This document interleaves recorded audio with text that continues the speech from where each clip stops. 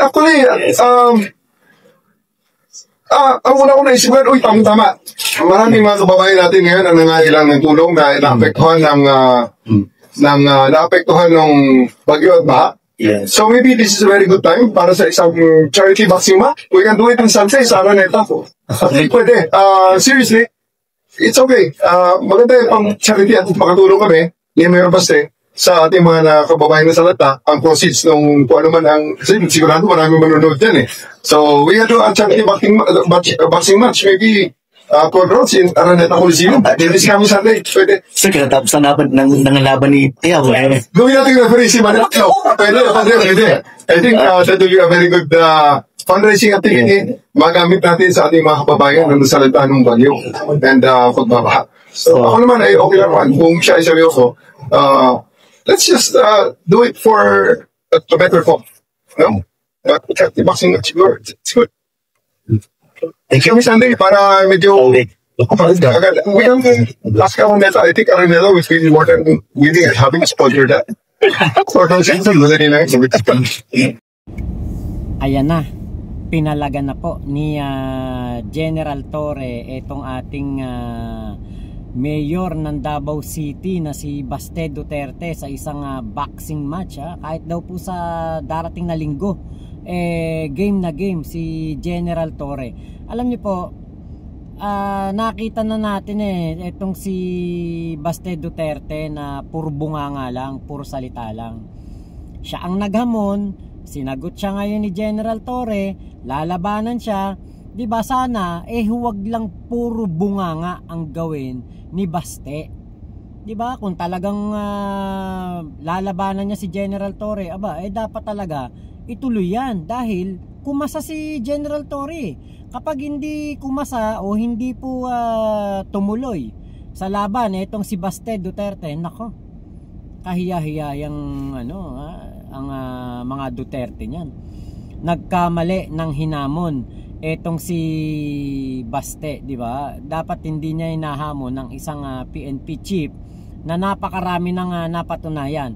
Tatay nga niya, di ba? Tatay nga ni Baste, hindi inurungan ito. Si Digong, tapos etong si Kibuloy, hindi inurungan ni General Torre. Di ba? Kaya yan ang kaabang-abang. Yan ang dapat natin na tignan kung hanggang saan ang tapang ng isang Baste Duterte.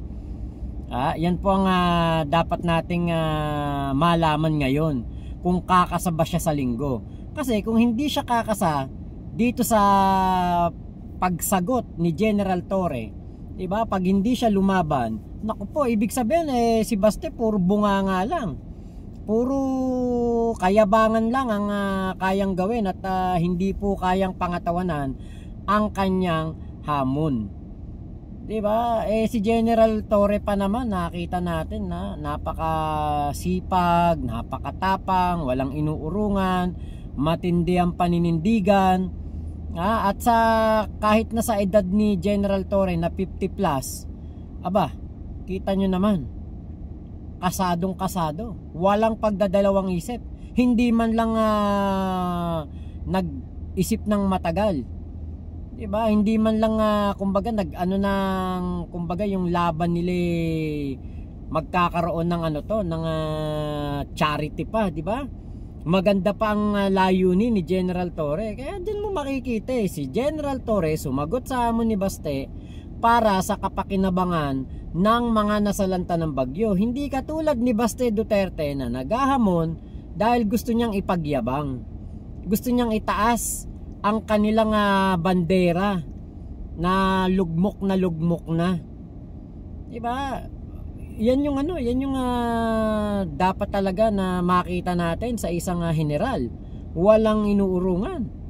Paano ngayon yan, Baste? Baka mamaya hindi ka sisipot sa hamon ni General Torre sa'yo.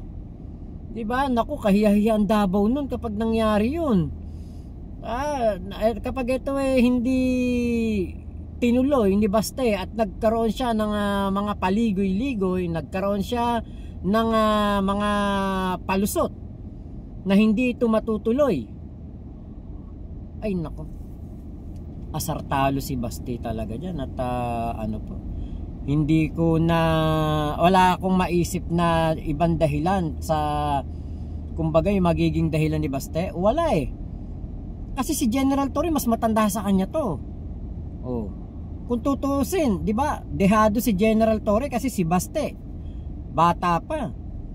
Pagpalagay na lang mga age gap siguro mga 10 years. O baka 15 years pa na age gap. 'Di ba? Yan ang yan ang iniiwasan dapat ng isang Baste Duterte. Hindi ikaw si Digong. 'Di ba? Na puro bunga nga lang din, na kahit na hindi naman kaya ang kahit na anumang laban dahil sa katandaan, lagi pa rin nagbubuhat ng bangko. Etong si Baste, 'di ba? Anak ka lang ni Digong. Kung kaya mo talagang labanan si General Torre, kung kaya talaga, kaya. Pero ang tanong, itutuloy kaya? Baka po mamaya meron ding mga DDS na umayaw. 'Di ba? Isipin ninyo. Kung sakaling matuloy kung sakaling matuloy ito, isipin ninyo.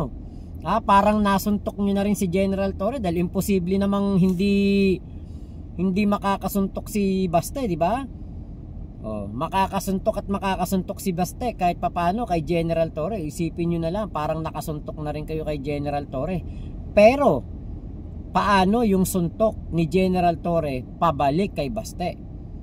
Si General Torre at the age of more than 50 plus, nakita ko ang pisik nito, nakita ko ang katawan nito. Nako, nag-gym pa yan. Nagja-jogging yan sa madaling araw. Nagja-jogging yan sa sa harapan ng ano ba yun, yung kay Kibuloy sa Davao, sa kay OJC compound. May dala pang may buhat-buhat pa yung baby. Kaya yung baby Armalite na dala-dala niya, nako mabigat-bigat yun. Pero kita nyo, naka full battle gear siya, pero nagja-jogging kasama nung mga kanyang mga tauhan noon sa Davao City. So yan ba ay kayang pataubin ng isang Baste Duterte na parang hindi naman natin nakita na parang parang tabang hangin tong si Baste, di ba? Yan ang isang malaking tanong. Kaya ni Baste na patumbahin ng isang General Torre at kakasakaya si Baste Duterte? Marami naman mag-organize niyan pwedeng mag-organize yan yung yung nakalimutan ko yung mga nagpo-promote o nag-ayos ng mga laban ng mga ng mga vlogger, o kaya yung labanan ng mga mixed martial arts dito sa ating bansa. Merong mag-aayos niyan. Kung gugustuhin talaga ni Baste, kasi dapat pong anuhin niya talaga to, ituloy niya to, dahil kahihiyan po ng buong angkan ng Duterte ang nakasalalay dito, at ang kahihiyan ng Davao City, pinalagan ni General Torre etong si Baste. Game na yan, tuloy na yan, ituloy na yan at tsak na blockbuster to. Ang daming bibili ng ticket nito. Madaming bibili ng ticket niyan. Ang makikinabang mga kababayan natin na nasalanta ng bagyong Krising, nasalanta ng bagyong Dante, bagyong Emong. Yan ang makikinabang, yun ang maganda. Napakaganda ng naisip ni General Torre na yun. 'Di ba? Magkaroon man sila ng boxing match, at least may makikinabang na mga Pilipino. Manalo o matalo man si General Torre, nakatulong ang event na ito sa mga Pilipino. Panalo pa rin, 'di ba? Ang mga Pilipino. So panalo ang mga Pilipino kay General Torre. Tama, 'di ba? So ano ang komento po niyo diyan sa video ko na ito? Ano ang masasabi ninyo sa paparating na laban ni Baste at ni General Torre? Kanino kayo? Team Baste o Team General Torre? Magpaano tayo dyan? Magpopol tayo dyan. So yun lamang po. Maraming salamat sa pagsama nyo dito sa aking vlog na ito. Ingat po kayo, nasan mang panig kayo ng mundo. Momo chup chup, love you, love you. God bless us all, Pilipinas. God first, salamat po.